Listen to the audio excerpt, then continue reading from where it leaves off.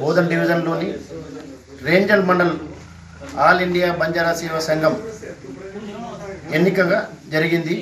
ఈ ఎన్నికలో భాగంగా రేంజల్ మండల అధ్యక్షునిగా జాదవ్ గణేష్ నాయక్, ప్రధాన కార్యదర్శిగా బాబు నాయక్ని ఎన్నుకోవడం జరిగింది. అదేవిధంగా ఉపాధ్యక్షులు, కోశాధికారి బాడీ మొత్తము ఎన్నుకోవడం జరిగింది. దానికి చాలా సంతోషం. ఈ బాడీకి నా తరపున జిల్లా సమన్వయ కమిటీ కన్వీనర్ తరపున ధన్యవాదాలు తెలియజేస్తూ, అదేవిధంగా ఈ బోధన్ డివిజన్లోని రేంజల్ మండలంలో ఉన్న గ్రామాలన్నీ అభివృద్ధిలో భాగంగా ముందుకు పోవాలని చెప్పేసి ఇక్కడ ఉన్న ఎమ్మెల్యే సుదర్శన్ రెడ్డి మాజీ మంత్రివర్యులు ఈ ఆశీర్వాదంతో అన్ని తాండలు కూడా ముందు అభివృద్ధి చేయాలని చెప్పేసి